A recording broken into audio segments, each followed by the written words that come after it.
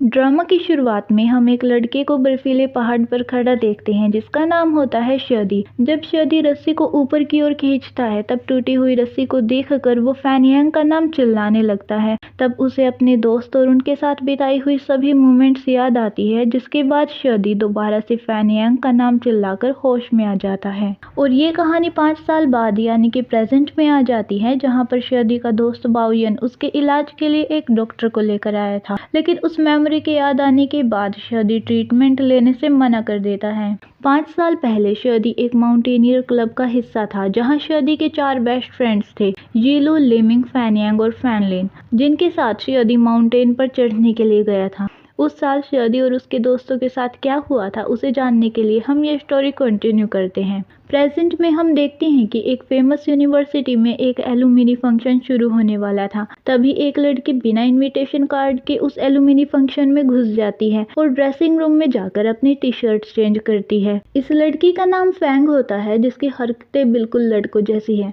Fang इस university की fresher student होती है और माउंटेनियर क्लब की मेंबर भी। इसके बाद फैंग की फ्रेंड एनी 5 सालों से बंद पड़े हुए माउंटेनियर क्लब के बारे में बात करती है। दरअसल शदी के ग्रुप के जाने के बाद स्टूडेंट्स ने माउंटेनियरिंग क्लब को ज्वाइन करना ही छोड़ दिया था और अब इस क्लब में सिर्फ 3 ही मेंबर्स बचे हैं, फैंग, एनी और चिनली। और ये तीनों अपने क्लब को दोबारा से शुरू करना चाहते हैं, जिसके लिए उन्हें एक कोच की जरूरत है। और इन तीनों का प्लान होता है कि किसी भी तरह से शदी को इम्प्रेस करके उसे अपना कोच बना लिया जाए। वहीं दूसरी ओर शदी एलुमिनी फंक्शन में पहुंच जाता है। एक्चुअली शदी ही इस एलुमिनी फंक्शन का चीफ गेस्ट होता है। तभी वहां पर एक लड़की आती है जो होती है फैनलिन। 5 सालों के बाद भी शदी और फैनलिन काफी अच्छे दोस्त होते हैं और साथ ही फैनलिन को शदी पर क्रश भी होता है। वहीं दूसरी ओर फैंग शदी के ड्रेसिंग रूम में घुस जाती है और शदी को कोच बनने के लिए कैसे मनाना है उसकी प्रैक्टिस करने लग जाती है। लेकिन तभी वहां पर शदी और फैनलिन आ जाते हैं और उन दोनों को देखकर फैंग हड़बड़ाहट में नीचे गिर जाती है। शदी उससे पूछता है कि मिस, क्या आप ठीक हो? तब फैंग नर्वस होकर खड़ी हो जाती है और उन्हें बताती है कि वो वहां पर टी शर्ट्स डिलीवर करने आई थी। ये बात सुनकर फैनलिन उससे रेड पेंट और ब्रश भी मंगवाती है। इसके बाद एनी फैंग से पूछती है कि क्या तुम शदी से मिली और तुमने उससे कोच बनने के लिए पूछा? तब फैंग कहती है कि नहीं, मैं उसकी गर्लफ्रेंड के सामने नर्वस हो गई थी। ये सुनकर एनी काफी ज्यादा हैरान हो जाती है। इसके बाद फैंग फैनलिन के पास पेंट और ब्रश डिलीवर करने के लिए जाती है और टी शर्ट डेकोरेट करने में उसकी मदद भी करती है। जिसके बाद फैनलिन फैंग को कॉफी लाने के लिए भेजती है और शदी को मैचिंग टी शर्ट्स पहनने के लिए भी कहती है। शदी उसे मना करने की कोशिश करता है, लेकिन फैनलिन के जिद करने पर उसे मानना ही पड़ता है। फैंग उनके लिए कॉफी लेकर आती है, जिसके बाद फैनलिन उससे पेंट कप मांगती है। फैंग एक कॉफी कप नीचे रख देती है और पेंट कप उठा लेती है। इसी वजह से फैनलिन गलती से कॉफी समझकर पेंट को पी लेती है। जब वो पेंट को थूकती है तब दोनों टी शर्ट्स खराब हो जाती हैं, जिसकी वजह से फैंग का इंप्रेशन उन दोनों के सामने डाउन हो जाता है। अब हम देखते हैं कि जब शदी स्पीच दे रहा होता है तब चिनली बैकग्राउंड में 5 साल पुरानी वीडियो चला देता है जो शदी और उसके दोस्तों की होती है और ये वीडियो सभी का ध्यान अपनी ओर खींच लेती है। उस इवेंट में लिमिंग भी होता है जो उस वीडियो के एक पार्ट की फोटो लेता है। इसके बाद लिमिंग शदी से भी मिलता है। लिमिंग अब एक बड़ा बिजनेसमैन बन चुका है और वो ईगल आउटडोर कंपनी का मालिक भी है। जब फैंग शदी को देखती है तो वो उसे देखकर छिप जाती है, क्योंकि वीडियो वाला आइडिया उसी का था और उस वीडियो की वजह से शदी काफी ज्यादा हर्ट हुआ था। इसके बाद फैंग चिनली के साथ एक शील्ड का सहारा लेकर जा ही रही होती है कि तभी वो शील्ड रिपोर्टर्स पर गिरने लगती है, लेकिन शदी उन्हें बचा लेता है और फिर से फैंग शदी की नजरों में आ जाती है।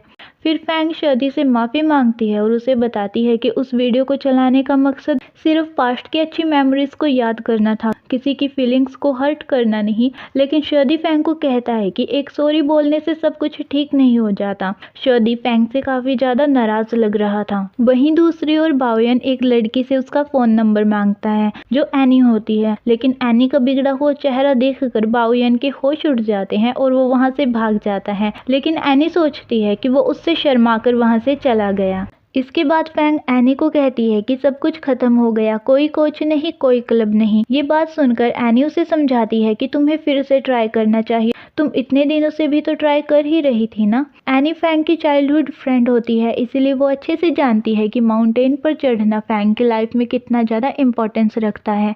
बचपन में फैंग अपनी मॉम से माउंटेन के बारे में बहुत सारे क्वेश्चंस किया करती थी। उसका बचपन से ही सपना रहा है कि वो माउंट वेनम की टॉप पर जाए, एक अच्छे माउंटेनियर बने, इसलिए उसकी मॉम हमेशा उसे सपोर्ट करती रहती थी। वहीं दूसरी ओर उसके पापा ने कभी नहीं चाहा कि फैंग एक माउंटेनियर बने, इसीलिए फैंग ने अपने पापा को बिना बताए ही माउंटेनियर क्लब में हिस्सा ले लिया। वहीं दूसरी ओर लिमिंग उस फोटो को ध्यान से देख रहा होता है जो उसने उस वीडियो क्लिप से ली थी। फ्लैशबैक में हम देखते हैं कि लिमिंग माउंटेन के टॉप तक पहुंच गया था, लेकिन नीचे आते हुए वो रास्ता खो जाता है। इसीलिए वो अपने दोस्त को भी मदद के लिए बुलाता है, लेकिन उस एक्सीडेंट में लिमिंग की टांग टूट जाती है। इसके बाद लिमिंग माउंटेनियरिंग क्लब जाता है, जहां लिमिंग उनको बताता है कि उसने माउंटेनियरिंग क्लब में इन्वेस्ट करने का फैसला ले लिया है, इसलिए उन्हें जिस भी चीज की जरूरत होगी वो सब की सब लिमिंग की कंपनी ईगल आउटडोर उन्हें प्रोवाइड करेगी। साथ ही लिमिंग चिनली से स्पेशल मिलता है, क्योंकि जब लिमिंग फाइनल ईयर में था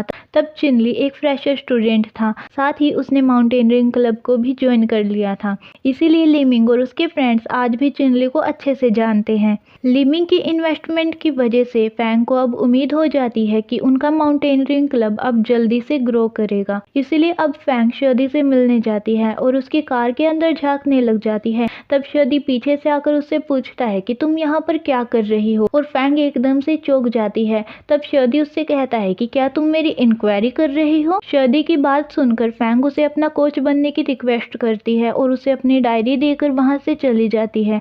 उस डायरी के अंदर शर्दी और उसके दोस्तों की जुड़ी हुई माउंटेनियरिंग क्लब की यादें होती हैं, उनकी फोटोज होती हैं और फैंग के थॉट्स भी होते हैं। लेकिन शर्दी उस डायरी को डस्टबिन में फेंक देता है और उस डायरी में कोई भी इंटरेस्ट नहीं दिखाता।